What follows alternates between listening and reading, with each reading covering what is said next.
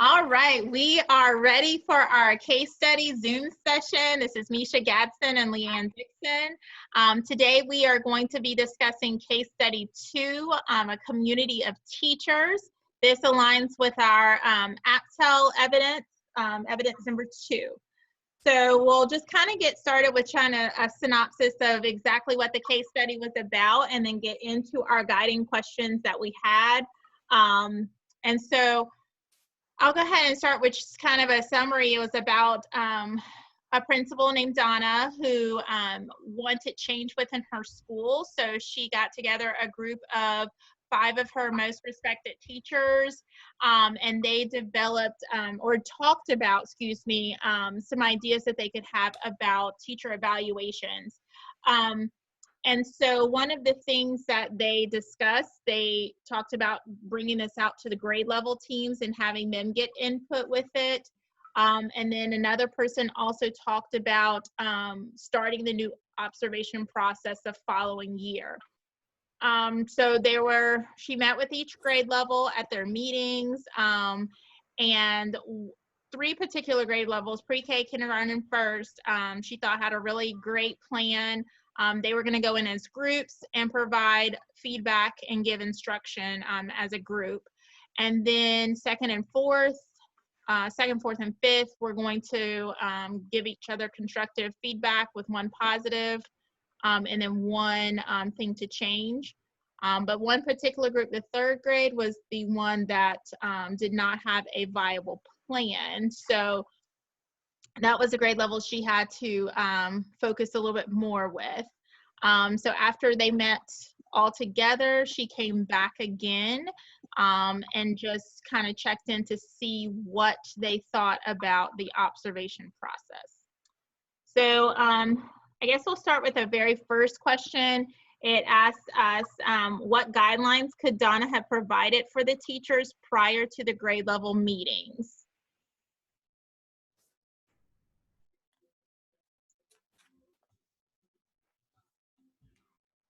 Okay. Do you want to go first, or do you want me to go first? Either, it doesn't matter. You can go ahead. I think with that one, just thinking about what they discussed overall with the teacher leaders that she met with first, I think that she probably could have provided an outline maybe of kind of the specific things that they were looking for, just to kind of guide the teachers, since the majority of the teachers were able to go take her information and go with it, but then that group of 3rd grade teachers, their struggle kind of maybe could have been avoided a little bit if she'd have gave them some guiding questions, or just like an outline of specifics that the team and she was looking for. Mm-hmm. I agree. I was thinking right along the same lines. I said I applaud her for things open-ended so that she could get feedback, but I think it was a little too loose and too open-ended, because it doesn't allow the teacher to see what her goal is, and so then they're having to make up things on their own. So I said perhaps providing like even a template of what they're using right now, or templates from other schools, so that they could get an idea of what direction she wanted to move forward. So I just said a learning walk template so that they would be able to know what to look for. Yeah, kind of exactly. The second one says, how could the teacher's final plans be effective for the instructional process? So on that one, I kind of struggled a little bit of how to look at their effects, because they didn't really specify what they were using already. So I think, I kind of was struggling with, okay, so what are they using? Are they looking at a specific student outcome? Are they just merely looking at the number of observations they're performing? I kind of was unsure with really what they were going to use to kind of help me understand. So I said that, maybe they needed to specifically talk about what are they using now, versus what Donna wants them to look at in the future. Okay. And I took the lens of like, I guess, looking back at where the pre-K teachers, they were thinking that they were going in with a group. And so I just said, as far as an effective instructional process, I said it gives them a chance to kind of calibrate their ideas and to see if they're all thinking the same thoughts as they go in to observe. So again, yes, they would need something, a tool, so that they would know exactly what they're looking for. But if they're going in as a group, when they get back together, they're able to kind of compare notes and see, well, hey, did you see what I saw? I saw that this was, you know, she did X, Y, Z. So I thought that's beneficial when you're able to get kind of more heads at the table together. With the third grade group, they were going to videotape their lessons. When she talked about them like later, they wanted to meet with each teacher separately and then discuss the videos. So I thought that's also kind of an effective way to reflect on your practice. If you're able to see, go back and look at the videos and see, okay, well, what did I do really well? What's something that I would want to change? And I think it's kind of putting them in a non-threatening environment when they know that that video is not going to be shared necessarily with anyone else. It's just for their reflective practice. So that's going to help them be a little bit more willing to do it again. The other team, second and fourth, theirs wasn't detailed enough for me to really see what the plan was. She said it was satisfactory, but I think that one needed a little bit more details versus just one positive. And she talked about one constructive comment and one positive. Right. So I don't know if maybe they could elaborate a little more on that.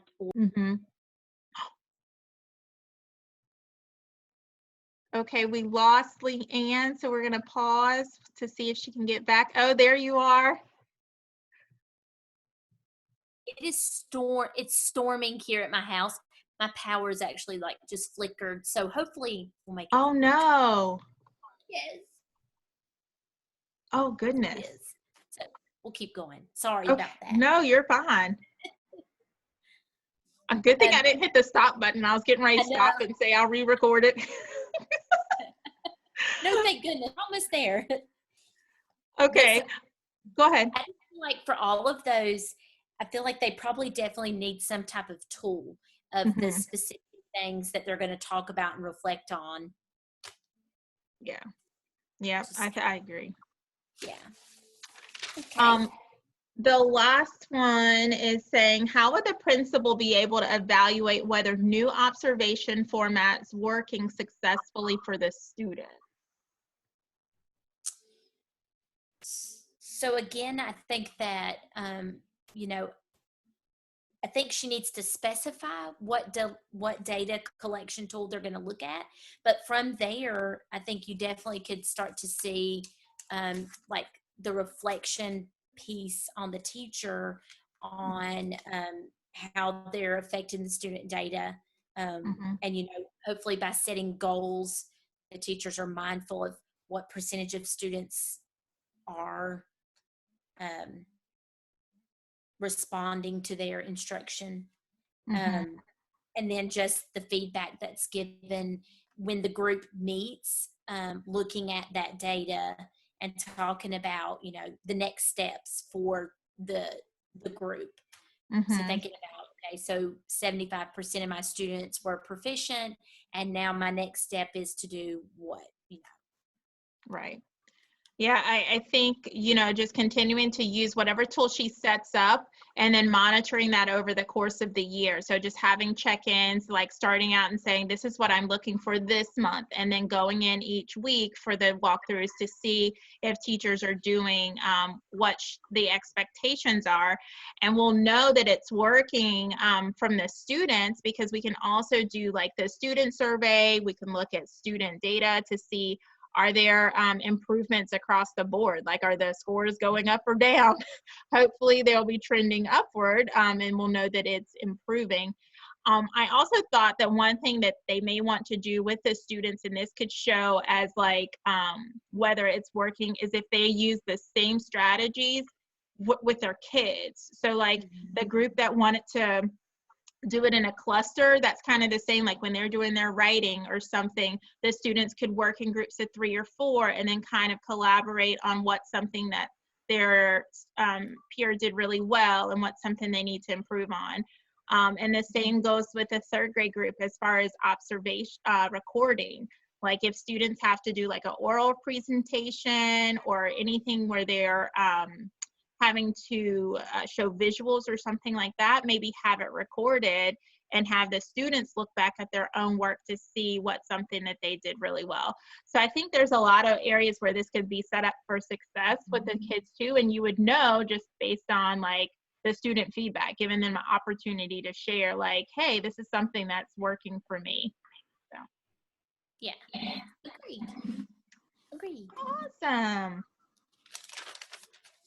So that is our second case study 2. So from this point, we'll just take the information and do our 1-page summary and come back together. I don't know if we do another one for do we do another Zoom session for peer reviews for AppTel? Or I'm not sure. I think we're almost finished. Okay.